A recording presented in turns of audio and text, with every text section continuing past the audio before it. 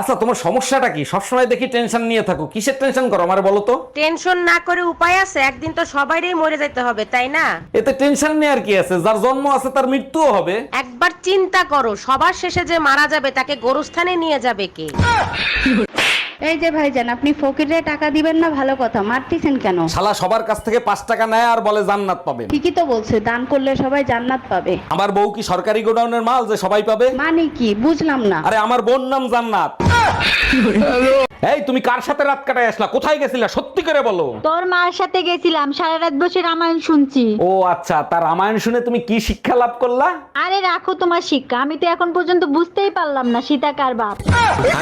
এই কি কিছু রান্না করো, কি রান্না করব? যেটা মন চায়। আমার তো মনই চায় না। আমি শেষবারের মতো বলছি, বাপের বাড়ি নিয়ে যাবা কি না? দেখো আমি আর যাই করি, সিটার বাটপারকে কাছে দ্বিতীয়বার যাই না। এই, তোমার সাথে কি চিটারি করছে বলো? বিয়ের সময় বলছে আমার মেয়ে গায়, সিংহের কথা বলছে। বাবাই, পুত্রটা নিয়ে আয় তো।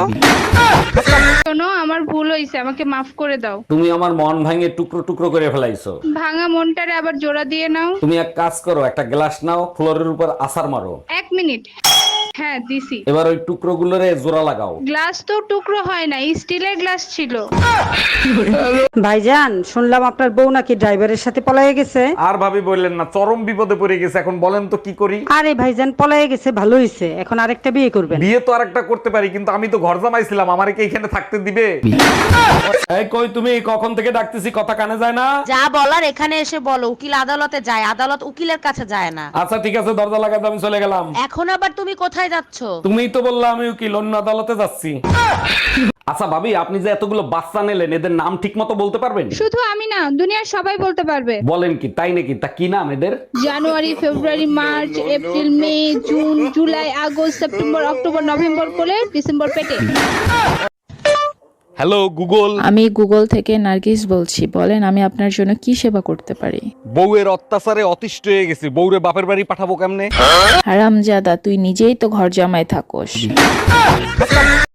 সব পুরুষ যদি নারীর দেহের পাগল হতো, তাহলে পুরুষের সামর্থ্য আছে সেটা কেনার।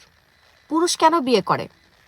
মাসের শেষে যদি হিসাব মিলাইতে যান, দেখবেন একজন স্ত্রীর খরচ বাইরের 4টা পরনারীর পালার চাইতে অনেক বেশি। তারপরেও পুরুষ বিয়ে করে। বিয়েতে লক্ষ লক্ষ টাকা খরচ করে। সামর্থ্যের বাইরে গিয়ে স্ত্রী সন্তানদের স্বপ্ন পূরণ করে দেখায়।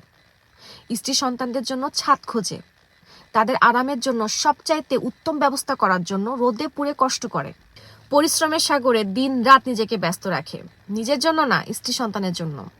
প্রয়োজন হলে স্ত্রী সন্তানের জন্য নিজের সম্পত্তি জমি বিক্রি করে দেয়। এমনকি তিলে তিলে গড়া সঞ্চয়গুলো হাসি মুখে স্ত্রী সন্তানকে দিয়ে দেয়। আর এই জন্য এই সকল পুরুষকে সম্মান করুন। কিছু পারেন আর না পারেন, পুরুষদের এই বলিদানের বিনিময়ে একটু মানসিক শান্তি দেন।